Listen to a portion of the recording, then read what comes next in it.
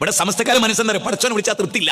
ഞാൻ വെറുതെ പറയല്ല, ഞാൻ എന്തിനാ ഇത് ഇങ്ങനെ പറയുന്നത്? നോക്കൂ നിങ്ങൾ, ഇത് മുസ്തഫൽ ഫൈസി, ഇതൊരു ഫൈസിയാ, പലിശക്കാരൻ ഫൈസി എന്ന് പറയും. മുസ്തഫൽ ഫൈസി എഴുതിയ മൊഹീദ്ദീൻ മാല, ഈ മൊഹീദ്ദീൻ മാല എഴുതിയ അദ്ദേഹത്തിന് ഖുർആൻ വ്യാഖ്യാനം എഴുതണമെന്ന് തോന്നി. ആലോചിക്കണേ, 9-ാം നൂറ്റാണ്ടിൽ നബി വഫാത്തായിട്ട് 9-ാം നൂറ്റാണ്ടിൽ ഉണ്ടായ ഒരു കൃതി പരിഭാഷപ്പെടുത്തിയപ്പോഴാണ് അള്ളാന്റെ ഗ്രന്ഥം പരിഭാഷപ്പെടുത്തിയാൻ തോന്നിയെന്ന് പറഞ്ഞാൽ കഴിഞ്ഞില്ലേ സുഹൃത്തുക്കളെ? ഇതിൽ പറയുന്ന ഒരു കാര്യം എന്താ അറിയോ?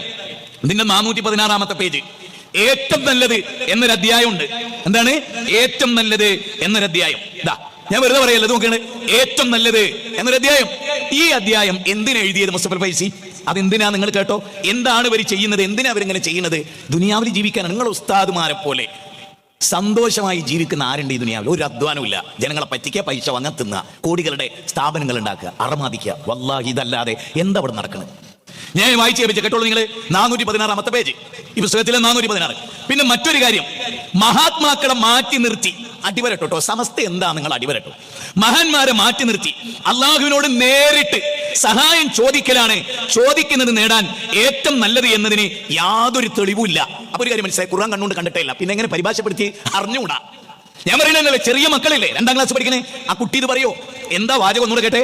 പിന്നെ മറ്റൊരു കാര്യം, മഹാത്മാക്കളെ മാറ്റി നിർത്തി അള്ളാഹുവിനോട് നേരിട്ട്, ഉദാഹരണം ശരിക്കും നിങ്ങൾ ചിന്തിക്കണം കേട്ടോ, ഒരു തെളിവില്ലാത്ത പണി ചെയ്ത ആളാണ് ഇബ്രാഹിം നബി. എന്തൊരു കഷ്ടാണല്ലേ? റബ്ബി ഹബിലി മിനസ് സ്വാലിഹീൻ, അത് നേരിട്ടാണോ ഇടയാളനെയാണോ? 37-ാം അധ്യായം 100-ാമത്തെ വചനം എന്താണ്?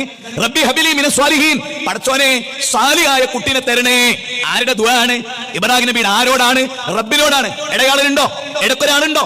എന്നാണ് ബർക്കത്തോണ്ട് കുട്ടിനെ തരണേ. അല്ലെ മൊയ്തീൻ ഷെയ്ഖ് നിങ്ങളൊന്ന് അള്ളാഹിനോട് പറഞ്ഞ കുട്ടിനെ തരണേ. ഇങ്ങനെയുണ്ടോ? നേരിട്ട് ഇബ്രാഹിം നബി തേടി. എന്റെ ചോദ്യം ഇതാണ്, തെളിവില്ലാത്തൊരു കാര്യം ഇബ്രാഹിം നബി ചെയ്തു എന്നാണോ?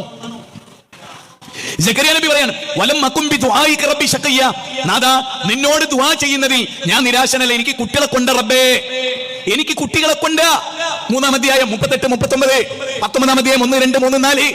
ഞാൻ ചോദിക്കുന്നത് നിങ്ങൾ എന്താ പറയുന്നത്? എന്നിട്ട് മറിച്ച് ചോദിക്കുന്നത് നേടാൻ ഏറ്റവും നല്ലത് അതാട്ടോ, അള്ളാഹിനോട് നേരിട്ട് തേടുക എന്നുള്ളതിന് തെളിവില്ല. നിങ്ങളൊന്ന് ആലോചിക്കണം, വിശുദ്ധ ഖുർആനിൽ അത് മാത്രമല്ലേ ഉള്ളത്? നേരിട്ട് തേടിയ ഉത്തരം കിട്ടുന്ന മാത്രമല്ലേ ഖുർആനിലുള്ളത്?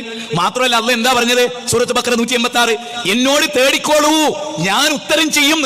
ശരിക്കും അള്ളാഹ് അവിടെ പറഞ്ഞ പോലെ എന്നോട് നേരിട്ട് തേടിയ ഉത്തരം കിട്ടുമെന്ന് വിചാരിക്കണ്ട. ഞാൻ ചില മഹാന്മാരെ അത് അള്ളാഹ് അങ്ങ് പറഞ്ഞ പോലെ ആളായിരത്തി ചില്ലാണ്. എനിക്ക് അത്ഭുതം തോന്നുന്ന കാര്യം അറിയോ? നമ്മളിങ്ങനെ നടക്കുക, ഭൂമിയിലൂടെ നടക്കുക. 5 ഖുർആന്റെ വചനമാണ് ഭൂമിയിലൂടെ എങ്ങനെയാ നടക്കേണ്ടതെന്ന് എന്നെ അത്ഭുതപ്പെടുത്തുകയാണ്. 5 ഖുർആന്റെ വചനാണ് ഭൂമിയിലൂടെ എങ്ങനെയാ നടക്കേണ്ടത്. എങ്കിൽ സുഹൃത്തുക്കളെ, തൗഹീദ് ക്ലിയർ ആക്കുന്നിടത്ത് റബ്ബിന് അങ്ങ് പറഞ്ഞാൽ പോരെ എന്നോട് നേരിട്ട് തേടിയ ഉത്തരം കിട്ടും. നിങ്ങൾ വിചാരിക്കണ്ടോ എന്നോട് നേരിട്ട് തേടുക എന്നുള്ള ഇബിലീസിന്റെ വാദ. ഇബിലീസ് ഇങ്ങനെ വാദിച്ചിട്ടുണ്ട് അള്ളാഹ് പറഞ്ഞാൽ പോരെ? ഇതൊക്കെ ഉസ്താദുമാർ പറയുന്ന തൊള്ളത്താളല്ലാതെ എന്തെങ്കിലും ഒരു തെളിവുണ്ടോ? ചിന്തിക്കാനാ പറയണേ, ചിന്തിക്കാൻ വേണ്ടി മാത്രമാ പറയണേ. നിങ്ങൾ ചിന്തിക്കുന്നില്ല എന്നാണ് ഞങ്ങളുടെ ദുഃഖം.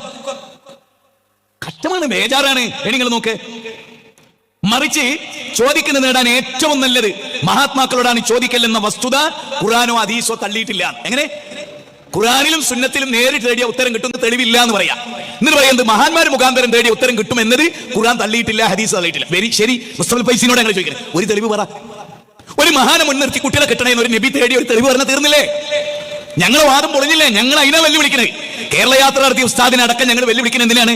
ഒരൊറ്റ തെളിവ്, റബ്ബേ എനിക്ക് കുട്ടികളെ തരണേ എന്നുള്ളതിന് പകരം ഇസ്മായിൽ നബിയെ എനിക്ക് കുട്ടികളെ തരണേ. ബസ് കഴിഞ്ഞ് ഞങ്ങൾ വിഷം പിരിച്ചുവിടും.